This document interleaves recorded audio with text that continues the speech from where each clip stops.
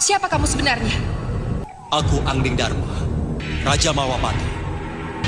Kalian bebas, putus rantai-rantai kalian. Jedor Pamungkas. Dari mana dia dapatkan panas sakti itu?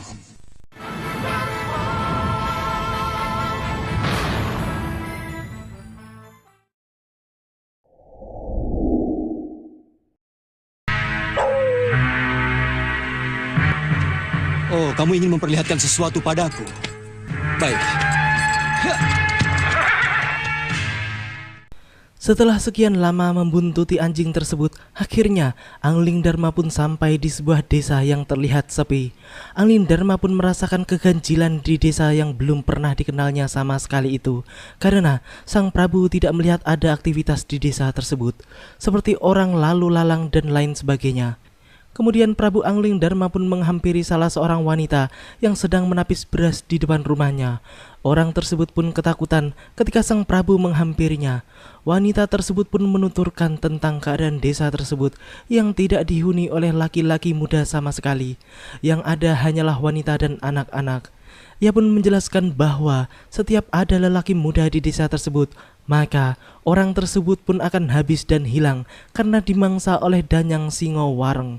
Angling Dharma pun kemudian mendengar cerita dari wanita-wanita desa itu yang para suaminya telah diculik oleh Singa Wareng di sebuah rumah berukuran cukup besar.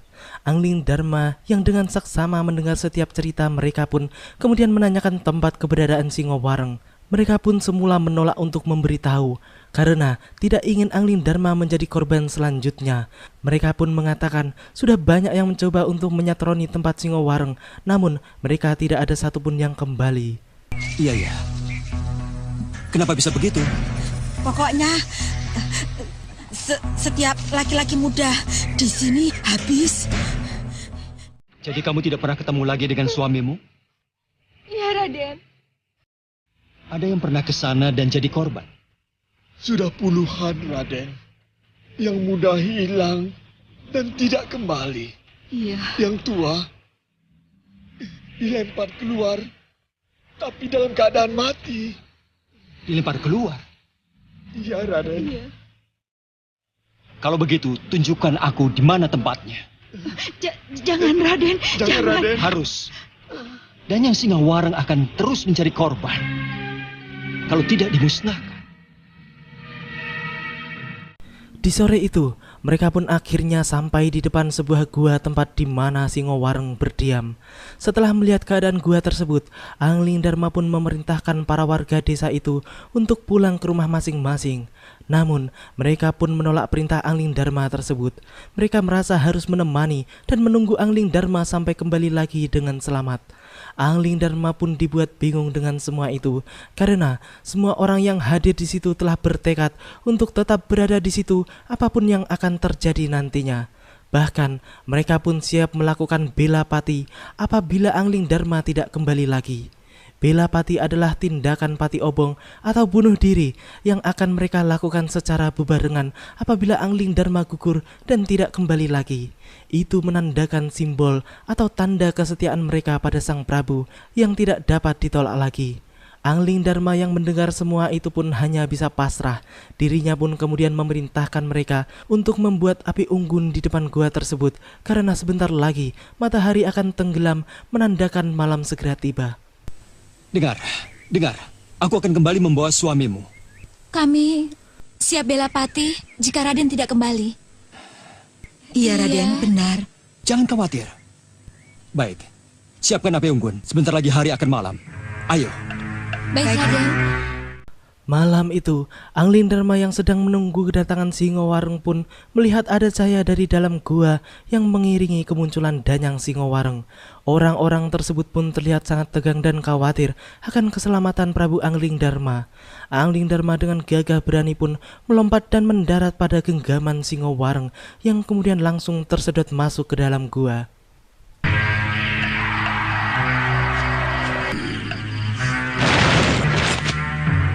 Bagus!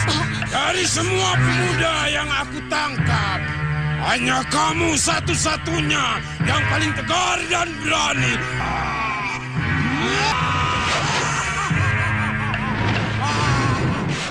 Angling Dharma yang telah berada di dalam gua pun melihat banyak sekali pemuda yang diperkerjakan secara paksa untuk menambang di dalam gua yang sangat luas tersebut.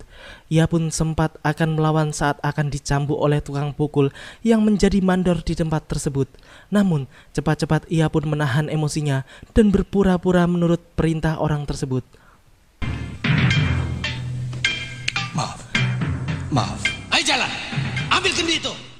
Angling Dharma yang melihat kekerasan dan kesewenang-wenangan yang terjadi di tempat itu pun akhirnya tidak bisa menahan amarahnya, dan ia pun kemudian rogoh sukmo dan masuk pada tubuh seseorang yang sedang dianiaya oleh orang bertampang kasar tersebut. Ia pun kemudian melawan dan menghajar orang jahat tersebut hingga orang kasar tersebut pun meminta ampun. Kau bilang mau bekerja, tapi malah diam.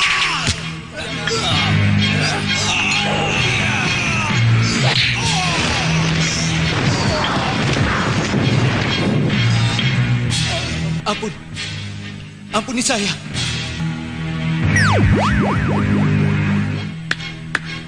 Pandega, sini. Bawa dia sekarang padaku. Di dalam ruangan barunya, Angling Dharma pun terlihat sedang dilayani oleh dayang-dayang yang terlihat sangat kalem. Ia pun diberi segelas minuman dan kemudian meminumnya sampai tandas. Ketika baru saja menghabiskan minumannya, datanglah Jaka Walet yang memperingatkan Sang Prabu bahwa yang diminumnya adalah cairan lupa diri.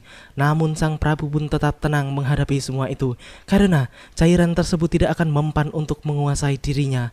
Dan setelah mengetahui bahwa yang memperingatkannya adalah Jaka Walet, orang yang dicarinya, maka Angling Dharma pun menyuruh para pengawal untuk memenjarakannya. Jangan diteruskan, jangan. Itu minuman lupa diri. Cepat, amankan dia. Jangan. Kamu Jaka Walet? Iya. Dari mana kamu tahu nama saya? Ini Seripi. Seripi.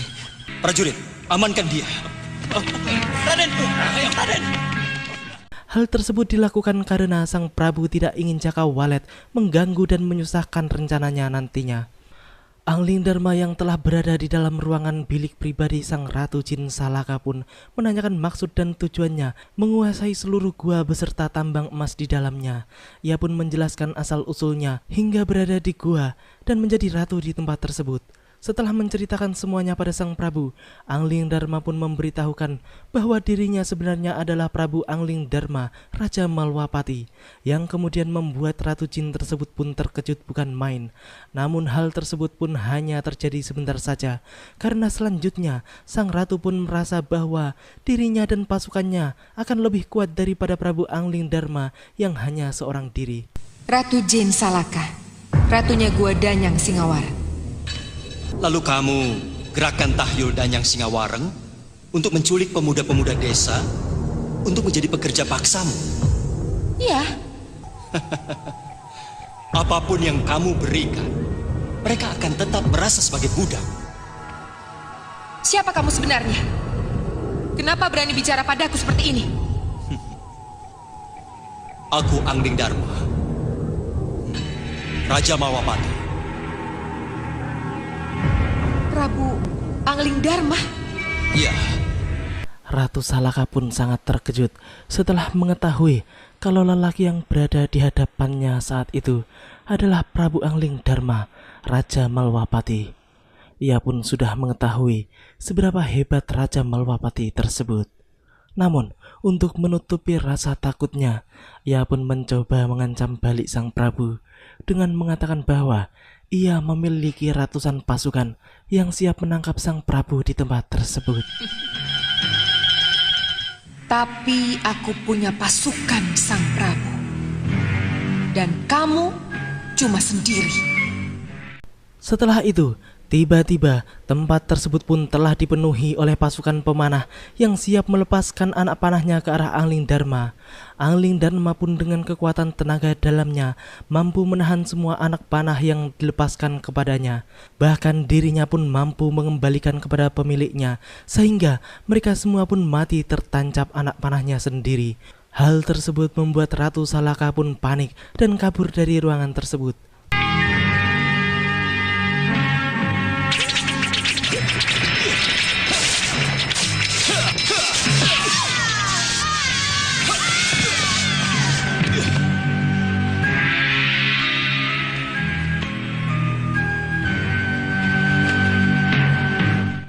Ratu Jin Salaka pun kemudian memarahi para anak buahnya karena telah lalai dan ceroboh. Ia pun kemudian menyuruh anak buahnya untuk menghadapi sang Prabu. Tahu siapa dia? Hah? Siapa nih Ratu? Dia Prabu Angling Dharma. Prabu Angling Dharma. Hadapi dia. Namun, dengan sekali gebrak saja, mereka pun bisa ditundukkan dengan mudah oleh Angling Dharma. Setelah itu, Prabu Angling Dharma pun menjebol tembok gua tersebut hingga hancur berantakan.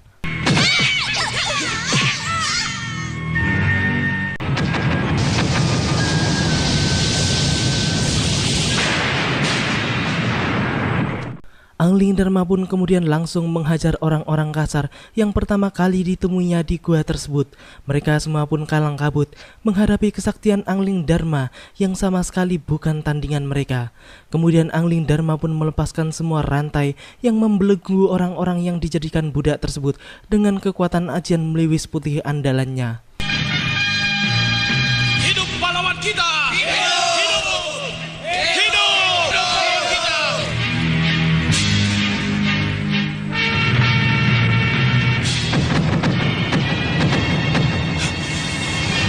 Kalian bebas, putus rantai-rantai kalian.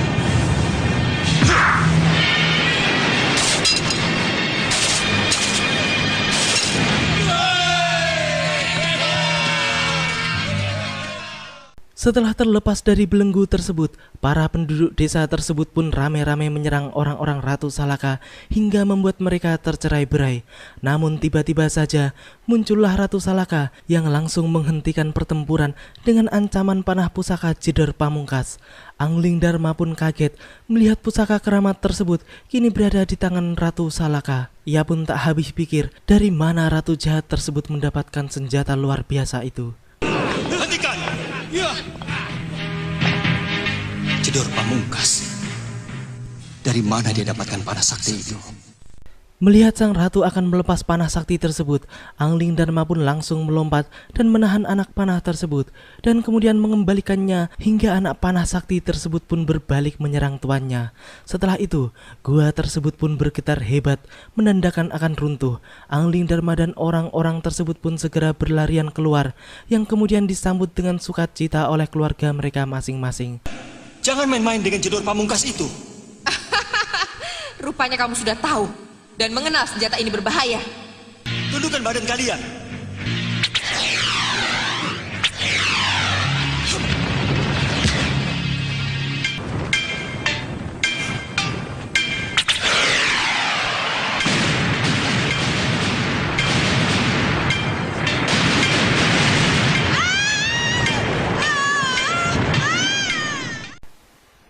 Ya, akhirnya Prabu Angling Dharma berhasil menjinakkan anak panah pusaka Jedor Pamungkas yang sangat dahsyat itu.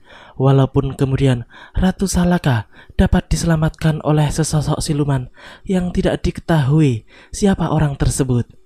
Namun yang paling penting saat ini adalah semua penduduk dapat terselamatkan dan bisa keluar dari dalam gua untuk bertemu dengan sanak famili mereka. Ayo keluar!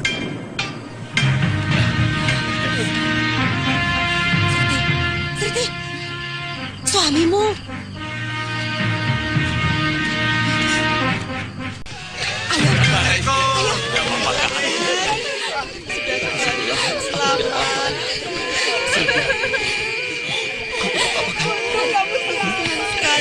Setelah saling menumpahkan kebahagiaannya, mereka pun kemudian baru sadar bahwa ada seseorang yang telah sangat berjasa bagi mereka.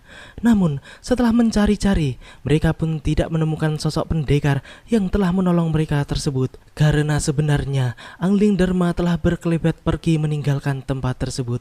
Ini berkat pertolongan pendekar. Oh, mana pendekar tadi? Salaka? Mana pendekar tadi? Kemana dia?